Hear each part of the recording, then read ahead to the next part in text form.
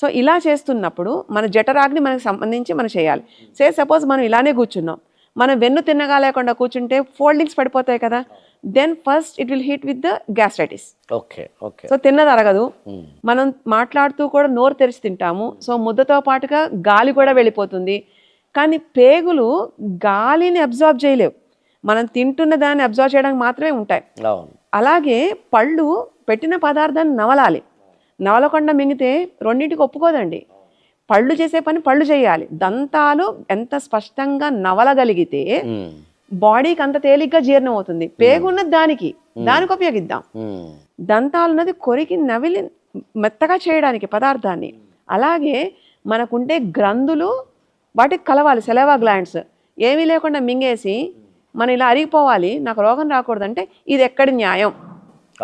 You should question. అంతే తప్ప రోగం యొక్క పుట్టుక కారణం మనమే అవుతున్నాం.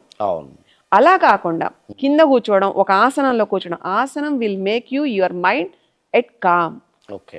ఒక స్థిరత్వాన్ని తీస్తుంది, ఒక ప్రశాంతతను తీసుకెళ్తుంది, ఒకటి దాని పని చేసుకునేలాంటి ఆలోచన మీరు చూడగలుగుతుంది.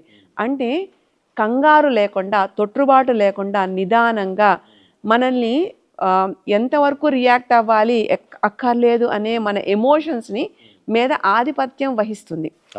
సో ఇంత ఆసనం యొక్క ప్రాముఖ్యత పూర్వం ఏనాడో చెప్పబడింది కదా, వాటిని మనం ఎలా అవలంబించామనేది పాయింట్ కదా. సో అది చెయ్యకుండా మనం రోగం గురించి మాట్లాడకూడదు. ఇప్పుడు ఇంకో డౌట్ అండి, లేదా నరాలు మడతపడ్డాయో ఏదో బెడకాయో ఏదో సంథింగ్ ఇంపింజ్మెంటో ఏదో అంటాం, ఈవెన్ స్టమక్ లో లాంటి వాటిలో కూడా జరుగుతుంటాయి. ఇప్పుడు మనం మాట్లాడేది నరం నాడి రెండు వేరు పదాల పూర్తిగా వేరు. మనం మామూలుగా తెలుగులో ధమనులు సిరలు అంటాం, ఆర్టరీస్ అండ్ వీన్స్ అంటాం కదా. ఈ వీన్స్ ఆర్టరీస్ వేరా, ఇందాక అడిగినట్టుగా నరం వేరా, నాడి వేరా, అసలు ఏంటివన్నీ? Arteries and veins bad blood, good blood అన్ని పంపింగ్ చేసుకుంటూ హార్ట్ నుంచి వచ్చేంత జనరేట్ చేస్తుందండి.